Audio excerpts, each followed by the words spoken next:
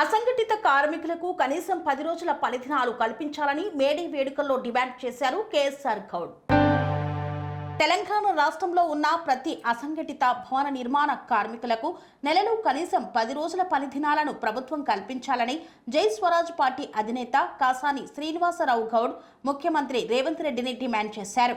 కార్మికులు, కార్మిక సంఘాలు ఈ డిమాండ్ కోసం ఉమ్మడిగా పోరాడాలని కేఎస్ఆర్ గౌడ పేర్కొన్నారు. హైదరాబాద్లోని Moula Ali housing board colony Indiranagar సెంటర్లో జై Swaraj trade unions council, housing board painters association ఆధ్వర్యంలో జరిగిన మేడే ఉత్సవాలకు ఆయన ముఖ్య అతిథిగా హాజరై కార్మికుల జెండాను ఆవిష్కరించారు. అనంతరం జరిగిన సభలో మాట్లాడుతూ వలస కార్మికుల వల్ల స్థానికులకు ఉపాధి సమస్యలు తలెత్తుతున్నాయని, దీని పరిష్కారం కోసం స్థానికులకు నెలకు కనీసం 10 రోజుల పనిదినాల కల్పన చట్టం తీసుకురావాలని ఆయన సర్కార్ను డిమాండ్ చేశారు.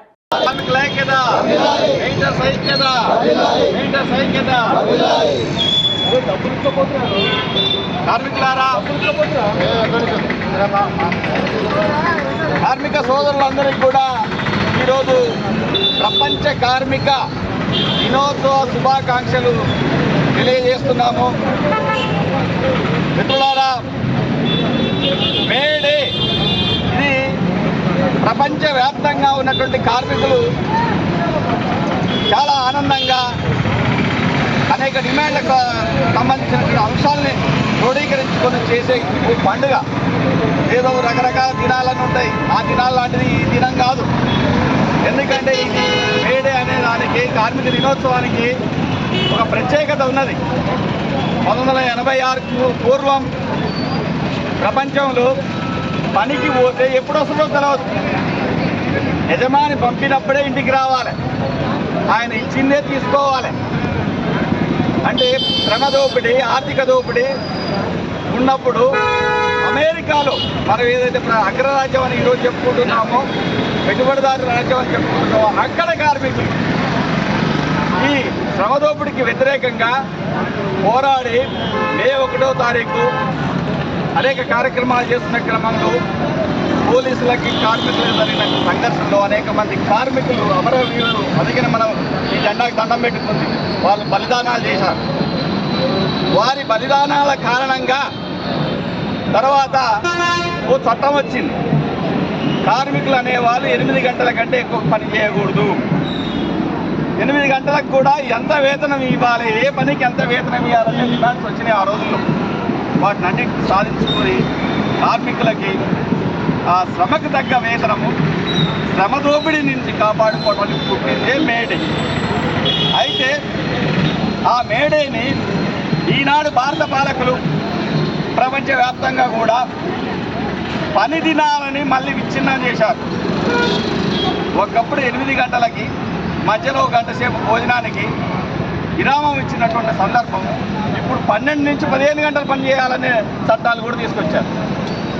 అంటే వేతనం మాత్రం 8 గంటలకు సంబంధించినటువంటి శాలరీనే ఇస్తారు, పని మాత్రం ఆయా కంపెనీలను ఇష్టానుసారం బట్టి 12 గంటల 15 గంటల చేసుకోవాల్సింది.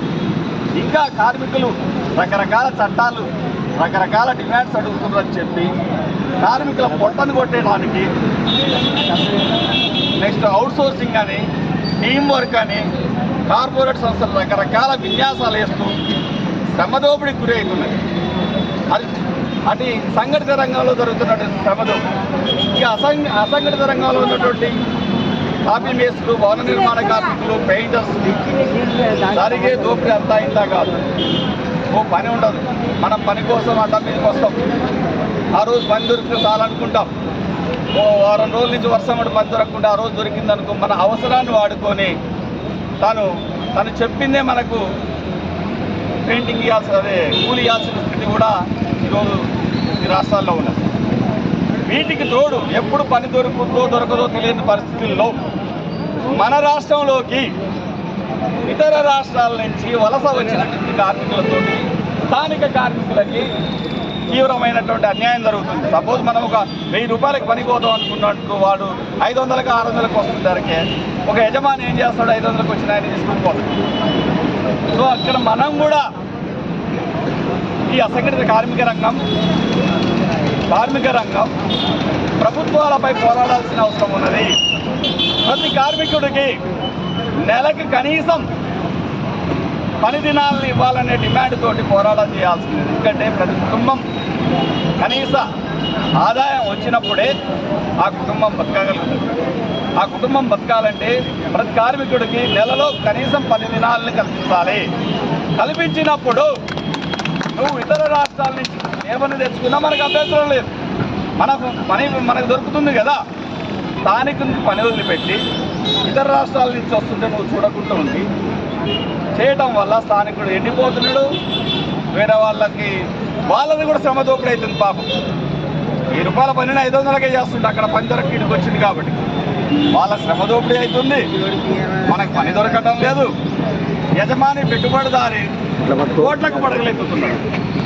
అందుకని ప్రభుత్వాలపైన నిరంతరం పోరాటం చేయాల్సి ఉంటుంది. కార్మికులు తమ వృత్తులు చేసుకుంటూనే ఎక్కడ అన్యాయం జరిగితే అక్కడ నాకు కాదుగా పక్క కార్మికులుగా జరిగింది, లేదు నాది కాదుగా పక్క యూనియన్ వాళ్ళగా జరిగింది, నాకు కాదుగా ఆ ఏరియాల మీద జరిగింది అని మనం వినకుంటే, మనం మాట్లాడకుంటే ఆ సమస్య మనకు కూడా వస్తుంది ఒకరోజు. అప్పుడు వాళ్ళు మన కోసం మాట్లాడాలి కదా. కాబట్టి కార్మికుడికి ఎక్కడ ఎవరికి ఏ అన్యాయం జరిగినా కార్మికులందరూ ఐక్యంగా, పార్టీలకు అతీతంగా, సంఘాలకు అతీతంగా కార్మికులందరం ఒకటే మనం. అందుకనే కార్మికుల ఐక్యత వర్తిల్లాలని చెప్తున్నాం. ఆ విధంగా మీరు ముందుకు రావాలని మీ కార్మికులకి, మన కార్మికులకి ఎక్కడ ఏ అన్యాయం జరిగినా ఏఎస్టీఈసీ ట్రేడింగ్ కౌన్సిల్ రాష్ట్ర అధ్యక్షులు కోల్కండ రత్నం గారు, అదేవిధంగా మాడు కృష్ణమోహన్ గారు, గణేష్ గారు, మోహన్ గారు, అలాగే మౌలాలి పెయింటర్స్ అసోసియేషన్ అధ్యక్షుడు భిక్షపతి గారు, వారి టీము అందరూ కూడా మీకు అండగా ఉంటారు. జై స్వరాజ్ పార్టీ కూడా ఎప్పుడూ ఎల్లవేళ కార్మికుల హక్కుల కోసం పోరాటం చేస్తుంది. ఇప్పటికే అనేక డిమాండ్లని మనము లేబర్ కమిషన్కి, ప్రభుత్వానికి పెట్టాము. ఈ కొత్త ప్రభుత్వం వచ్చిన తర్వాత, కాంగ్రెస్ రేవంత్ రెడ్డి వచ్చిన తర్వాత అసంఘటిత కార్మికులు చేసింది ఏమీ లేదు. సో ఇక్కడ మనం కూడా కొంతమంది అనేక సంఘాలతో కూర్చొని కొన్ని డిమాండ్స్ కోసము ప్రభుత్వంపై పోరాడాల్సిన త్వరలో మనం కార్యాచరణ చేస్తున్నాము. మీరందరూ కూడా ఐక్యంగా ఉండి కార్మిక స్ఫూర్తిని జనాల్లోకి తీసుకుపోయి హక్కుల కోసం పోరాడాలని కోరుతూ మరొకసారి మీ అందరికీ ధన్యవాదాలు తెలియజేస్తున్నాను. జై స్వరాజ్! కార్మికుల ఐక్యత! కార్మికుల ఐక్యత! స్వామి బోధానంద గోసేవ ఆశ్రమం, సైథాపూర్. జ్యోతిష్యం, వాస్తుశాస్త్రం మన పూర్వీకులు మనకిచ్చిన వరం. దుర్గాదేవి, కాలభైరవ ఉపాసనతో వాక్సిద్ధి పొందిన శ్రీ శ్రీ బోధానందగిరి స్వామివారు మీకు ఎలాంటి సమస్యలున్నా, వాటిలో ముఖ్యంగా ధన నష్టం, ఆరోగ్య నష్టం, భార్యాభర్తల మధ్య గొడవలు, ప్రేమించుకున్న వారు దూరం అవడం, ఎన్ని సంబంధాలు వచ్చినా పెళ్లి ముడి పడకపోవడం, రోడ్డు ప్రమాదాలు, అప్పుల బాధలు, వ్యవసాయంలో నష్టాలు, పెద్దల మాట పిల్లలు వినకపోవడం, ఆరోగ్య శాంతి, గృహశాంతి, మనశ్శాంతి లేకపోవడం, ఇలాంటి సమస్యలు ఉన్నట్లయితే ఒక్కసారి స్వామీజీని కలవండి. మీ సమస్యలకు తగిన పరిష్కారాన్ని పొందండి. అంతేకాక అన్ని రకాల వ్యాధులకు గోపంచగవ్య మరియు మూలికా వైద్యం చేయబడును. నమ్మకంతో రండి, ఆయురారోగ్యాలతో వర్ధిల్లండి. మా అడ్రస్ స్వామి బోధానంద గోసేవ ఆశ్రమం, సైథాపూర్, వీరభద్రస్వామి గుడి దగ్గర, యాదగిరిగుట్ట.